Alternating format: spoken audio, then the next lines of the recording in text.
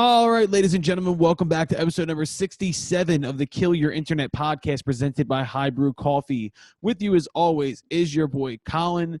Due to the current state of Corona, we are doing this, virtually. So we've never had this many people on a Zoom before for an episode. But in the building today, we have Mr. James Ivine. Jimmy, how are we, buddy? What's going on, guys? Hey, buddy. Hey, James. We have Mr. Ken Bianco down here in the bottom left-hand corner. Ken, how are we, bud? Oh, I'm in my upper left, but I'm doing good in whatever corner dude. you see me in. Yeah, just fucking deal with whatever I tell you. And then to my bottom right, we have Mr. William Shade. Will, how are you doing, buddy? Thank you. Doing well. Thank you was a weird response there. I said, how you doing? You said, thank you. Thank you very much. Well, it's just, I feel like people don't ask each other nowadays. So I just thank you for asking. You're welcome. Someone cares about I want to check up on the homies, make sure the homies are so we always do this in the beginning now. I want to go through a story to see whether or not, if you're a musician who's listening, if you're in the right place or not. So if you are a musician or a band who has ever gotten the opportunity to open for a band that used to be really big but isn't anymore, and they treated you like absolute dog shit, you are in the right place. Hey. It's a very, very niche specific. Yeah, no, that's not true, because I think a lot of musicians have had this opportunity where they get to open for somebody, and then it turns out you don't want to meet them. I have already stated before the podcast started that I am not going to mention this band by name, but they had like 2 hits.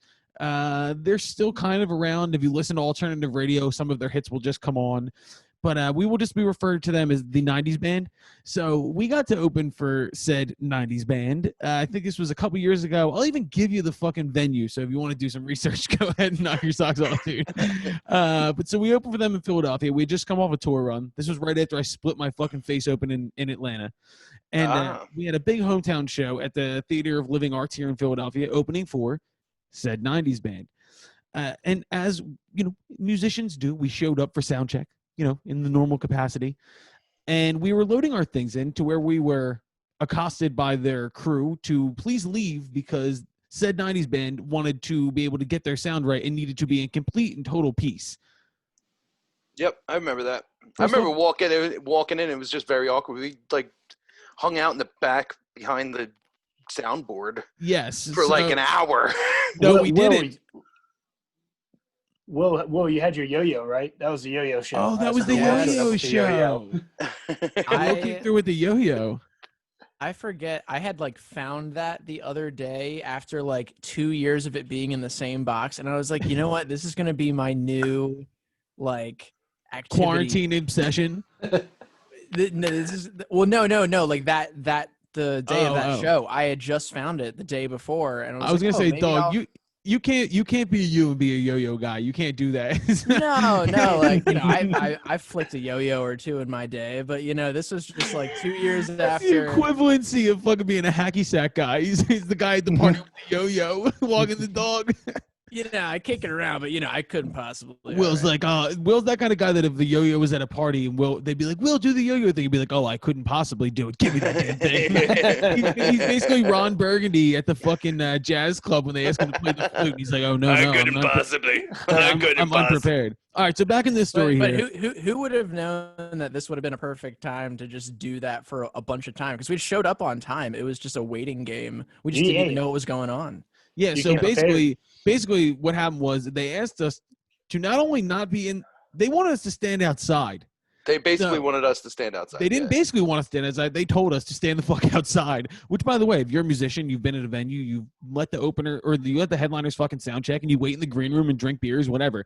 They were like, no fucking green room. Don't stand by the board. Stand outside. They need to get their sound exactly right. By the way, said 90s band, chill the fuck out because it's not that big of a deal, bro. Yeah, it ain't that deep. It's not that fucking deep. So there is a line forming on the street, and we as the openers are standing outside of the goddamn venue. I'm pacing back and forth because I'm fucking furious at this point. And it had been so fucking long. They had already been sound checking when we got there, and they took an hour and some time fucking sound check. It was insane. We were back there for the longest amount of time. And we slowly worked our way from outside to kind of the very entrance of the venue inside. Like Yeah, but still behind the board. But still Yeah. behind the board. And they were just trampling all over any semblance of a sound check we were gonna have. And I mean, okay, you can't go into it knowing, okay, as an opener, I'm gonna get like a decent sound check, but still, it's like Yeah. it seemed like what they were working on, they weren't even playing different things to check things. They were literally just it was the dude singing the entire. It was also our home fucking town, so we brought people out to that fucking show. I remember that very specifically. Let me get back into the story here. So said 90s band finally, wraps up the marathon fucking sound check, and we go on to sound check. And I remember very vividly their road crew like giving us shit while we were loading on stage, and they were audibly standing there with their arms crossed. And then one of them, Erica Ruiz. First off, you want to fuck with anybody, do not fuck with Erica because I will lose my shit. And they were like, hey, can you move faster or something like that? And I dropped what I had in my hands and I turned to the guy and I said, hey, motherfucker, your arm's broke. It's your fucking job. Grab the shit. Put it over there. The fucking amps go here. Mic them. You know what you're doing. What the fuck is wrong with you? The guys were like, oh, my God, I'm so sorry. Yeah, sorry. No, literally. And then they were like, oh, my God, we're so sorry. Like, let me grab the amp for you, sir. Like, please, do you mind if I change your tubes? Like, I was just like, all right, well, we when we were in there was like, they were checking and then – some of them would leave, some of them would come back, and then the singer would be by himself and blah, blah, blah. But then they all left, and we were like, what the hell's going on? And then the sound guys turned to us and they go, you want to load your shit up or what? That's what it was. And then it was like, and that was like, all right, here we fucking go. And it takes a lot for me to get into a verbal argument with somebody. And when I just fucking snapped. You snapped. I never heard. Towards Erica. To where you do not disrespect Erica Ruiz. She is the fucking queen. Don't you ever raise your voice at Erica. And that's when I was like, I just love the line. Yo, your fucking arms broke, dude. Grab something. Let's fucking go. I wonder if that tour just had bad vibes. Maybe said 90s band, the tour wasn't going great, and they just unloaded some of their shit onto us. Well, you picked the wrong motherfuckers to unload your shit onto. It's possible because the one quote of the night, besides the one that you had, Colin, was one that came from the singer of this said band, and it was during their sound check. And this is a very large band, like you said. They have hits on the radio still, and they're all on in-ear monitors, not a wedge in sight on the entire stage. They presumably have been on tour for a significant amount of time and, should have their shit together when it comes to getting set up for sound by now. And the singer is just singing like the same lines over and over again. And it's just like, wow, this is taking a really long time.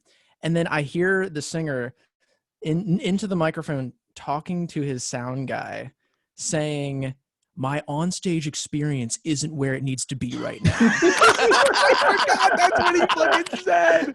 I forgot that's what he fucking said. Holy shit. And I was like, experience isn't where it needs to be right now. Get the fuck out of here, dog. I miss when we played that venue before. We got to open for the Revivalists, and they were cool as fuck. And literally, their lead singer, I walked into a random room, and he, along with other people, were smoking weed and eating Chinese food on top of the fucking washing machine. So there's differences in experiences. Not that guy's on-stage experience, but let me finish the story here. So we go on, packed venue. We have a lot of people at that day.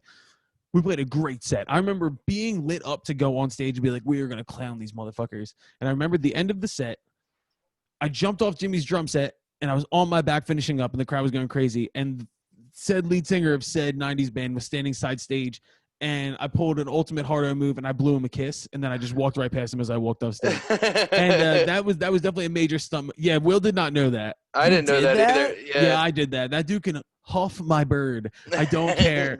I did that, and I don't think it's gonna affect our career very much, Will, because said 90s band doesn't really have the juice to fucking do anything to me. But no, moral of the story is, you disrespect Erica Ruiz, you will catch these hands either through me dominating the show and blowing you a kiss, or we square up in the parking lot afterwards. I also remember. Go ahead, Ken. I was just gonna say, I hope like if they ever come back to Philly, they're like afraid to go down South Street like you're a school bully. They're like, oh, let's take the long way. We can't go down that street. I'll eat the white dog shit, Mr. Gardecki. that guy in the tight black jeans and leather jacket's gonna be there again in LA. You make me sound like a fucking greaser, like I got a switchblade in my pocket that's also a comb. There's the All right, yeah, so that's our story for today. You are in the right place if you've experienced anything like that. before we get into segments, I just wanted to say that whole story, and I've been writing a lot of these stories down, remind me of the fact that I miss shows so terribly, and I cannot wait to get back to work and get back to kicking some ass and playing shows. More than anything, it's the promise of what was supposed to be this year. I hope it just gets transported to 2021. There's a vaccine in sight. Everybody do your goddamn job. Do like we're doing. Do shit virtually so we don't have to wind up waiting another year on top of that. But I miss shows. Jamie, that's a wonderful cat you have sitting on your arm right now. Biting me. Anyway, go ahead. All right, yeah. So let's get into segments. Before that, let's drop our guest for today. We welcome back the powerhouse that is the music director for the mighty WMMR in Philadelphia, Miss Sarah Parker, comes on for a long conversation today about our top picks in 2020, as well as the state of rock and roll today. She is a fucking G. She is awesome. I love Sarah, and I'm really glad that she's back. She's a recurring guest who will be back again. But that will be going on right after our segment section. We will also list a few of our picks afterwards. But we're going to start off today with the wildest shit that we've seen on the internet. I just wanted to start out by asking everybody a question. How the fuck did the MyPillow guy become the face of the Republican Party? Did he? What? Yeah, you haven't seen any of this? No. No, that's new to me. Yeah, All right, once his business got like an F rating from the Better Business Bureau, he's like, all right, the only way I'm gonna be able to keep my business afloat is to just hop on this like crazy conspiracy train and access a whole new market where people are gonna buy my pillows just because I believe in Donald Trump. Hell yeah, no 2020. Give me that MyPillow. I'm gonna sleep with it every night. So what happened was there was another one of those weird Trump march things in Washington this past weekend, and basically the keynote speaker and the guy who was running this whole thing was the MyPillow guy, who, by the way, I think we can all agree he fucks those pillows. Like, we have no doubt, right? Every one of those pillows he is lame with. Like, there's no doubt. All right, so I digress. So the MyPillow guy is out here stumping for Trump, whatever. And there's this great video of Trump flying over the parade, and the MyPillow guy, he's in his fucking helicopter, and the MyPillow guy's like, look, you see him there? That's our president for the next 4 years. That's right. And I was like, who wants to tap the MyPillow guy on the shoulder and be like, yo, dog, I think you got things twisted here. It's not going to happen.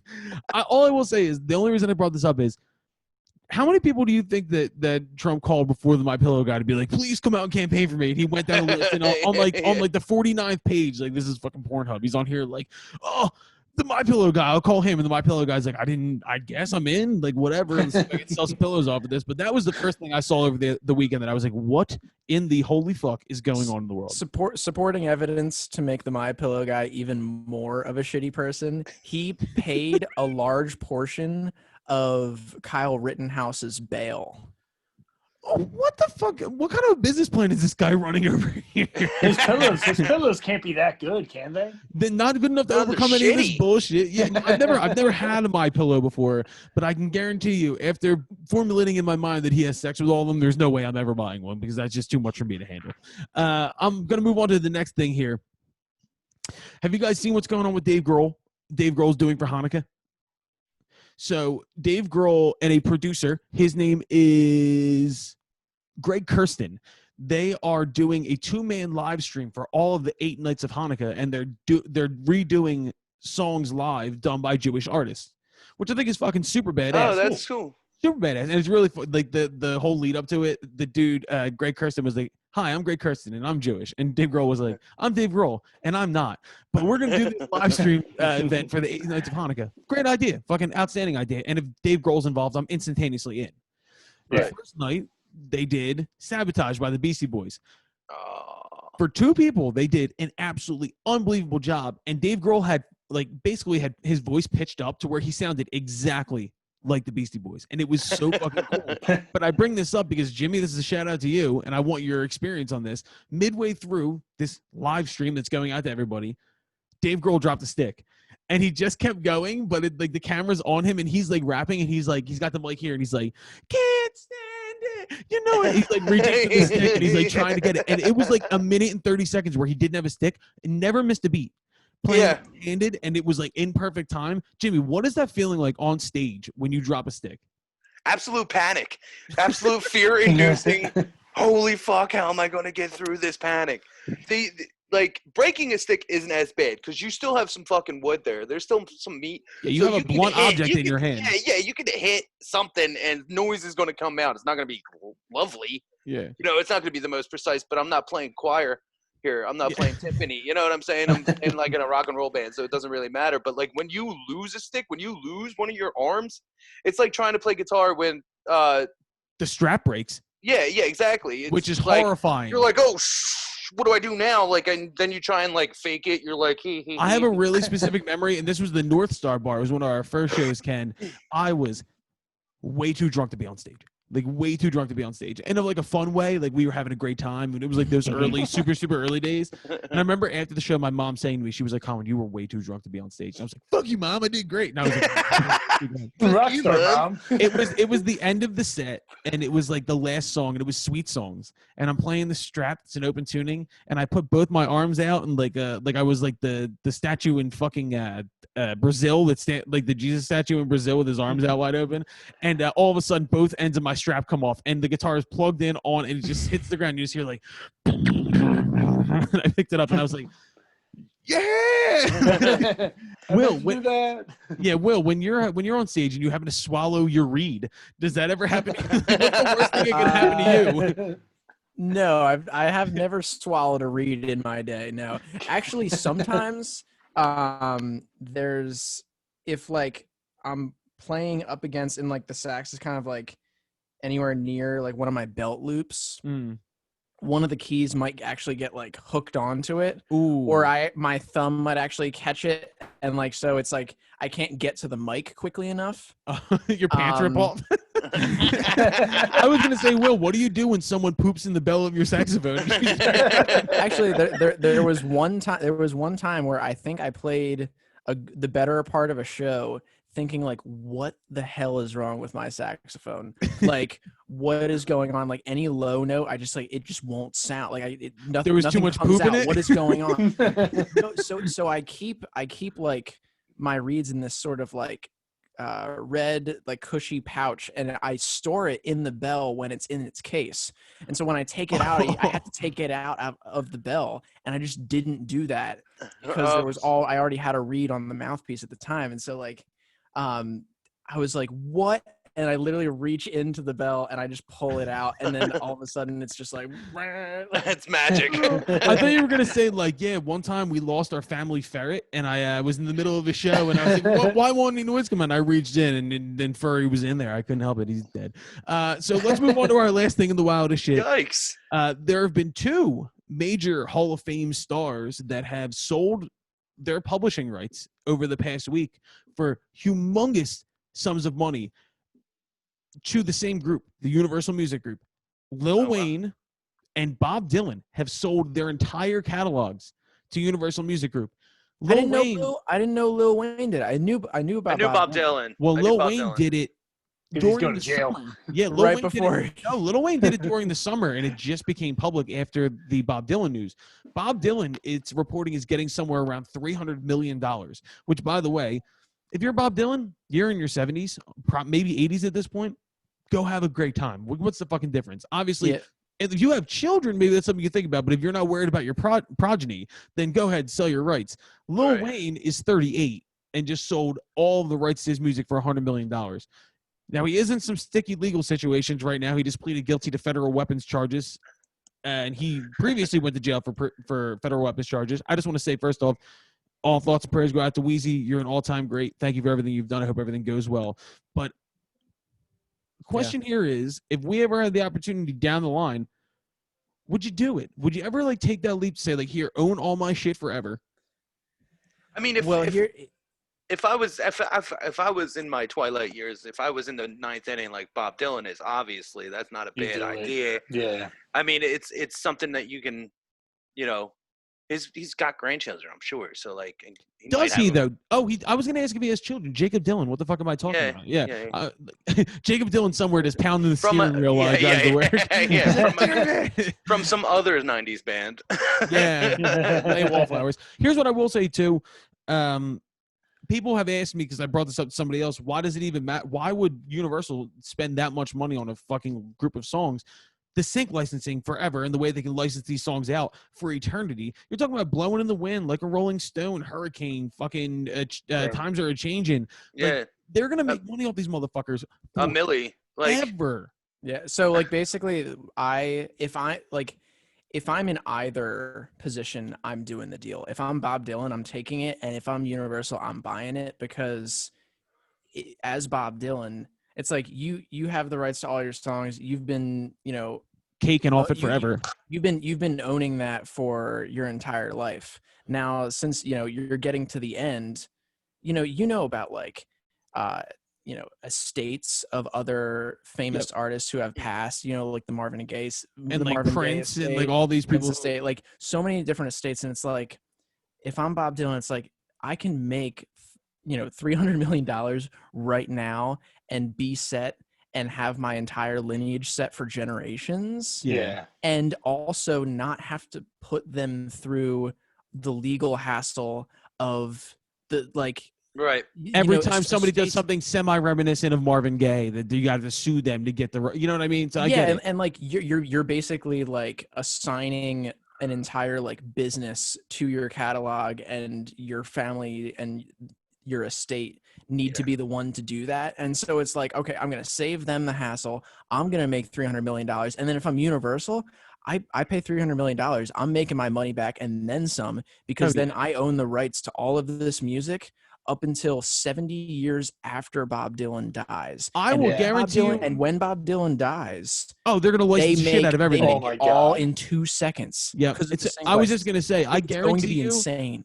I guarantee you in the next 2 years, every commercial, every movie will have a Bob Dylan song in it, because Universal's just plugging it through their fucking system, and they're just going to keep it pumping. I will say, though, before we move on to something else, tell me Bob Dylan doesn't seem like the kind of guy that would get that money and then light it on fire to prove something to the man. He'd just be like, this is what I think about your money. And just fucking throw it. He didn't go to his own Nobel speech, his own Nobel Prize laureate event. He was like, fuck you guys, I'm Bob Dylan. Too cool. Yeah, plus Bob Dylan probably has so much money already in the bank just to get 300 mil on top of that. Like, and Will said, you save the legal trouble down the road. Why not? He also seems like the kind of guy that would have his money buried with him.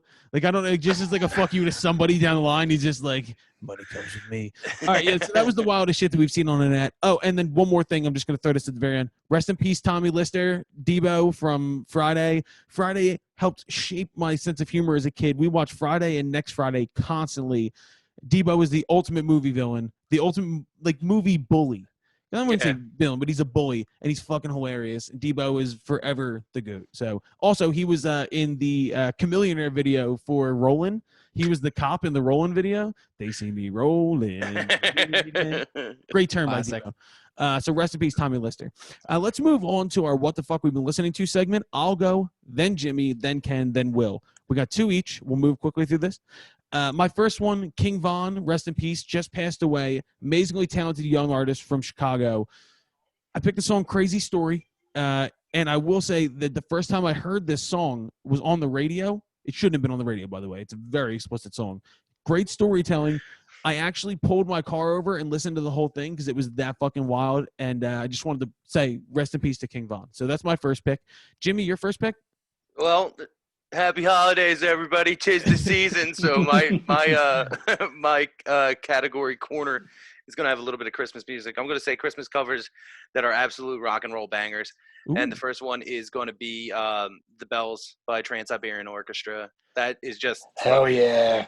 If you want to talk about bringing electric guitars into something that fucking deserves it, damn. They like at the very end, it's just like it's just I can't think of anything else other than Dwight Schrute at that point when he brings in the boombox. Oh yeah, he goes, now this is Christmas, and then he turns it on, and they all air guitar to it. Jimmy, have you ever seen Trans-Siberian Orchestra live?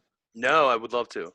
My first concert. My first really? concert was TSO at the Wells Fargo's or at the Spectrum. Yeah, that is. It was wild. They had a separate stage in the middle that was on wires and or on a whole pulley system, so that while playing the Carol of the Bells guitar solo, the guitarist runs down this catwalk to this tiny little stage platform in the middle of the freaking Wells Fargo. Dog, how the fuck are they caking like this? He hooks himself. Fucking thing. he's got a harness on. He hooks himself up to it, and then the stage starts lifting. And it's going up, up, up, and he's just like melting people's faces. And I'm also 9 years old. Okay, I'm 9 years old, and I'm watching this guitarist, like, he's melting faces, rising up, and lasers are shooting out the side of the stage. I walked into Epilepsy that thing, warning, like, thank you very well, much. they had those on the doors when I was walking in, and I was like, this is so crazy. I can't believe this is my first concert. I'm 9 years old. Like, I like how he thinks of everything in the moment of like, oh my God, I am 9. Sounds like Will got his first boner at a fucking Trans-Siberian race. Ken, go with your first pick. My first pick, so I listened to the new Miley Cyrus album. Plastic Awesome. Hearts. Awesome album. Definitely recommend it. The first song on the album, What the Fuck Do I Know? It's just like such a straight up classic rock, like banger. You can see like the Joan Jett influence and everything. Highly recommend it. We talk about that later in the interview with Sarah Parker, but I give a lot of credit to Miley Cyrus. It's a fucking really cool album, and she did a great job. She deserves the credit. Yeah, Will Shade, your first pick. This one is a little different than the kind of stuff I typically listen to. This is Bad Bunny. Bad Bunny featured from the last Super Bowl performance. He made a small cameo, but he's a reggaeton artist from Puerto Rico, and he released a new album only a few weeks ago. And the song is called Yo Visto Así. It's the whole album's in Spanish, but this is like reggaeton, but mixed with like pop punk. And like it starts out with these like ridiculous guitars and real drums, but then it morphs into like this more like, digital beat with like program drums, but like it kind of like, connects the two, like the reggaeton and the punk rock. It's Dude, a crazy he was the highest melding of genres, but it works. He was the highest streaming artist of the year last year. Correct. Latin music, specifically reggaeton and all the trap stuff that's going on with that, is huge right now. Him, J Balvin, everybody in that category, they are just fucking taking over shit. Well, yeah, and you have to think about too, just the amount of people that speak Spanish in the world. Those guys are fucking killing it right now. So shouts out to those guys. Shouts out to Bad Bunny. His song MIA with Drake is also really hot, so I want to point that out. Great pick, Will. My last pick will be Level by the Raconteurs. I still think that the first Raconteurs album is probably my favorite. So banging. Of all time. I was listening to Dead Weather today, and I've been on a big White Stripes kick. But Raconteurs, shouts out Joe Costa. Those are his boys. I picked Level. The guitar work on this fucking song is unbelievable. It's very trippy. But just that whole record, Broken Boy Soldier, fucking Hands. I love Hands. And then Blue Veins ends the record. It's unbelievable. If you're not into the Raconteurs, you need to go and listen to that first Raconteurs album. So that's my pick. Jimmy, your second pick? All right, keeping in theme with the Christmas time. My next rockin' Christmas song is it's Little Drummer Boy by of King and Country, they're called. They do a cover of Little Drummer Boy, and it is fat, dude. It is ballin'. We'll have to put it up because people are blank stares. I feel like Angela in the office right now. Well, yeah, Ken, obviously Jimmy didn't listen to last week's episode. That was my number 2 most hated Christmas song of all time. Oh, really? Well, that's what I'm thinking. Did you hear that version? Doesn't matter. I'm intrigued to listen to the version. Grow up. Doesn't matter. Grow up. You showed me this before, by the way. Yeah. It must be good though. It's got to be good. If you could take Little Drummer Boy, it's such a bad song. It's such a bad song. But if you could take Little Drummer Boy, the fact that you're mentioning it, that you're mentioning it makes me think that it's even better, because like if in order to make that song a smash rock hit like you're saying, it's gonna take a lot, and I don't know. The only way I'm listening to that song is if Young Jeezy does it. I'll send it to you, Will. That's the only way. All right, Ken, go for your last one. My last one, kind of going off the story earlier, I was driving back from the shore today, and I had on like a 90s rock band Spotify playlist. Not the band that we played with, but How Far We've Come by Matchbox 20. Banger. I love Matchbox 20. It came on, and I was like, oh, hell yeah. Rob Thomas is a man. Rob Thomas. Wait, it was Eric who got in an argument with me that Rob Thomas sucks, and I love Matchbox 20. I love Rob Thomas. Rob Thomas is pretty good. He'll be selling his songs maybe in the future for his estate if he wants to make a quick smooth. Yeah, just for the song he did with Carlos Santana. He's the GOAT right there. Yeah, exactly. All right, William, go with your last one. Forever a meme. Okay, so my pick is Leanne LaHava's released a new album, self-titled album this year. Just so consistent, such a good vocal performance. Just like, and this latest album is just more of the same. It's just really great, like vibes, soulful. And so I just went with the last song on the record. It's called Bittersweet. It's just a great album, and this is just like the perfect last song. Dude, that was one Bruce Warren put me onto her when we were on the podcast and we were doing the Bruce Springsteen episode, and he told me to listen, and then I did, and I'm really glad you brought it back up because that's a really fucking great record. So good pick, Will. Mm-hmm. Yeah. All right, gentlemen, great job for the first half of the podcast. We are going to head in now to our interview with Sarah Parker. Before we do, I'd like to shout out sponsors. High Brew Coffee, 10% off all online orders with promo code Foxtrot. Also, grab it at Wawa like we've been telling you. But while you're at Wawa, you got to go head up our friends at Body Armor. They sent us a bunch of product recently. Delicious. It's always our after show drink. This is before we were talking to them. As Eric likes to say, he smashes 2 over his head after every single performance. It's fucking delicious. Way less sugar, way less filling than Gatorade. Fuck Gatorade. All the homies hate Gatorade. We are a Body Armor podcast. So shouts out to Body Armor. Shouts out to High Brew Coffee. We now welcome on